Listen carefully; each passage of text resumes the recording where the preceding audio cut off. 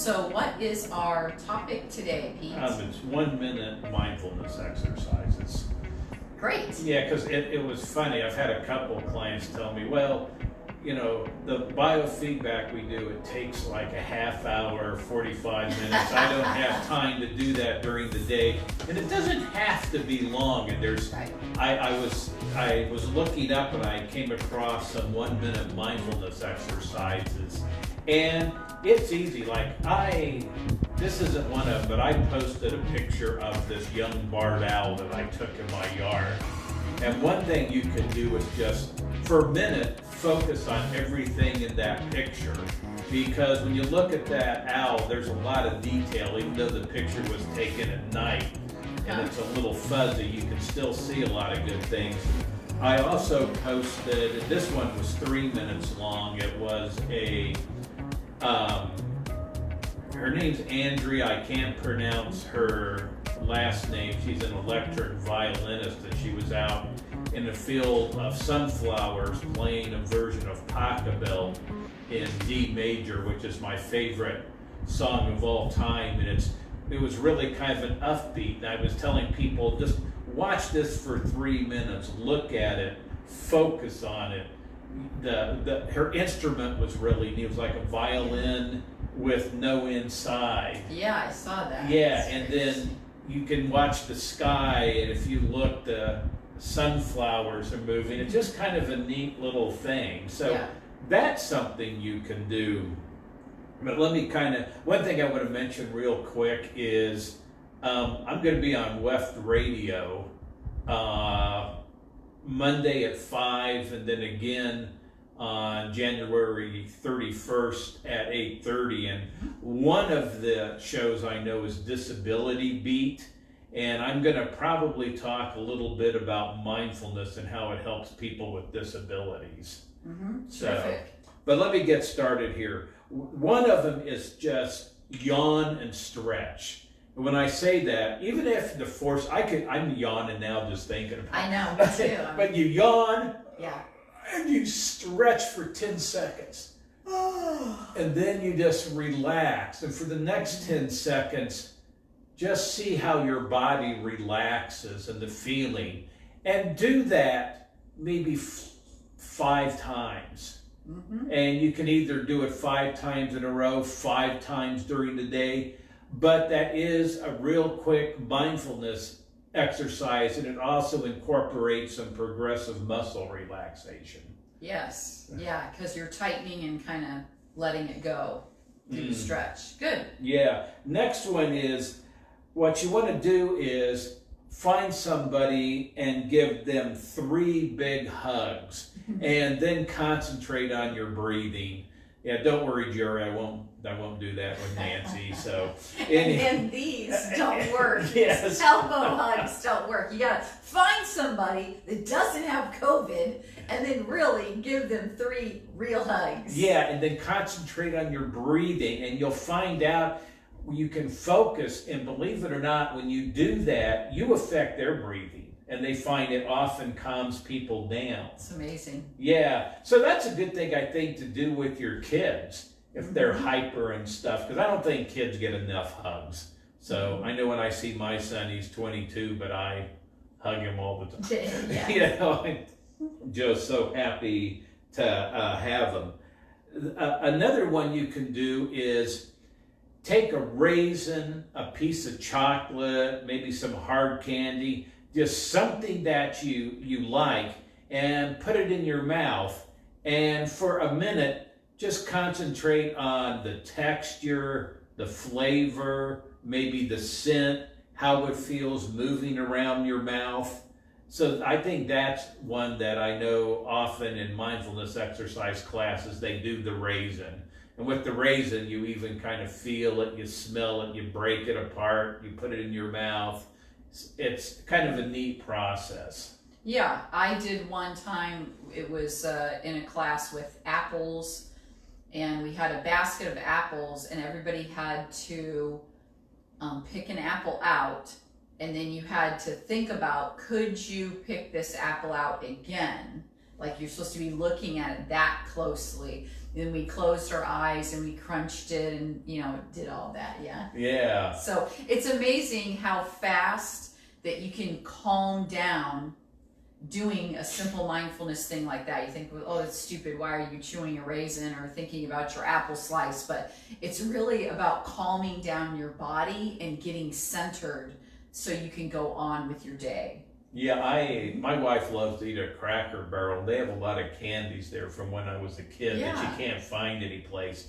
And I'll get some and I'll do that little exercise. And it also really takes me back to pleasant memories, which is really nice. So there's a couple different ways you can use this. Yeah. So next one is just you clench your fist. Just clench it as hard as you can. And then what you do is relax it a little. Breathe into your fist slowly. You can open it up a little bit. You can do that several times. Again, just focus on how it feels when you clench your fist, how it goes down your arm. Then as you breathe out, feel how the breath feels coming out of your mouth. You know, you should ideally breathe through your nose and out through your mouth, and then just how it feels as it hits your hand. And, you know, there's pressure points in your hand that also kind of get triggered when you do this. That's terrific. Yeah, so that's a good one. Another one is just stand and breathe. You just stand up.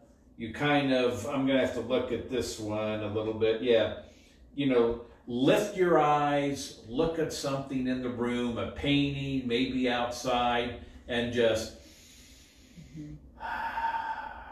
and you can do, you know, just in and out at a comfortable pace. You can do breath counting where you just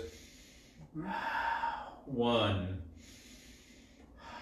2, or you can do 4-6 breathing where you breathe in for 4, exhale for 6, or if you're really ambitious you can do 4-7-8 breathing. So that one's a little harder. It takes a while, but with that one you breathe in for 4, hold for 7, and hold, slowly exhale for 8, and you can do that for a minute. So that's one. Let's see. Then you can also just, I already kind of mentioned this one, is you just do the breathing for 1 minute. Yeah, and you just focus, look around, take it easy. Some people may want to close their eyes. I like to close my eyes when I do it.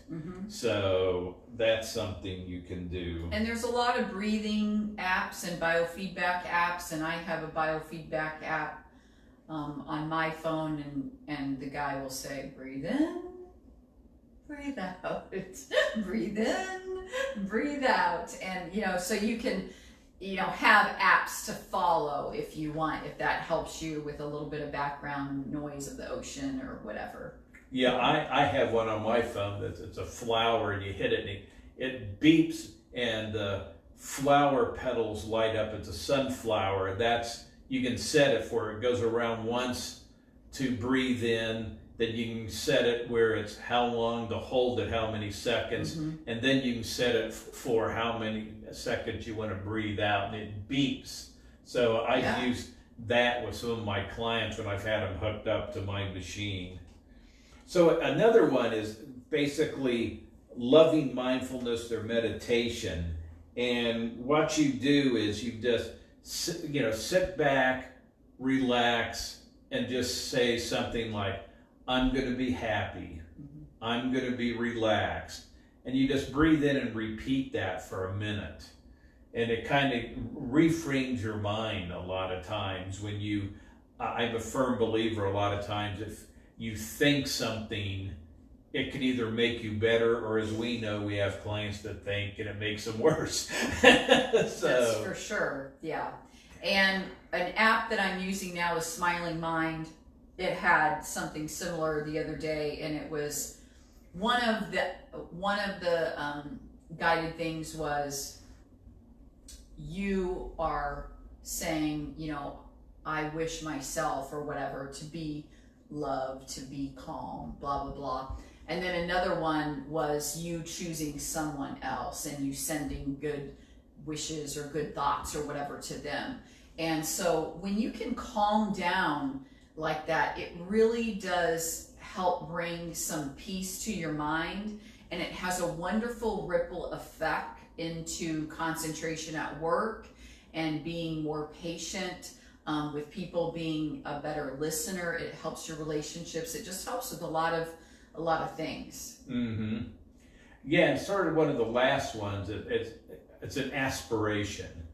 And what you do is you just kind of breathe in, exhale, and think, what is one of your heart's aspirations? Mm-hmm.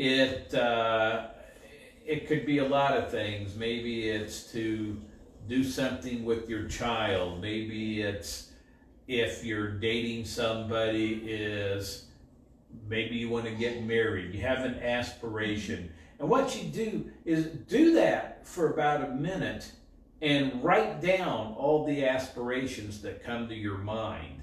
And then the next day, again, breathe with the aspiration and concentrate on the one that stood out best for you. Mm-hmm.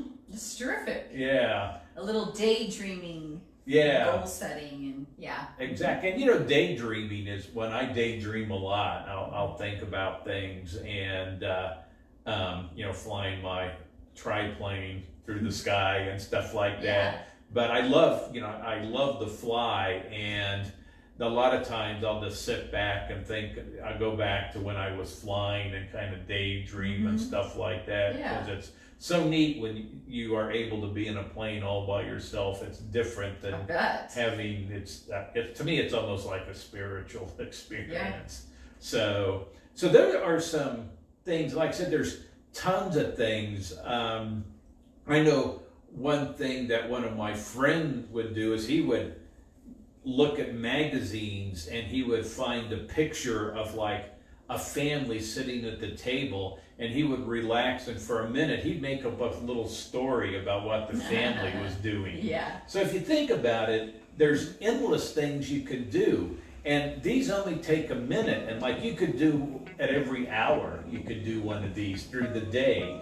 And it doesn't have to be a long meditation, but it just gives you little breaks, and those little things can calm you down. Because I know after I have clients, I often sit in there and I unwind a little bit, just because sometimes it can be intense, sometimes it can be funny, but it's just good to sit and relax between. Yeah, I agree. Kind of decompress and end with that client and be fresh for the next one. So I think that's a real good habit for a counselor to do. So hopefully some of you are thinking, boy, I really thought that mindfulness was something that I couldn't do, or that I didn't understand, or that would take way too long. And hopefully Pete has inspired you today that you start 1 minute. 1 minute. You can do that. So I hope that you take that challenge today to take 1 minute during the day and start to practice some mindfulness. And if you want to go even further with that and continue to do mindfulness or biofeedback or meditation or any other stress management stuff, you can give us a call, right?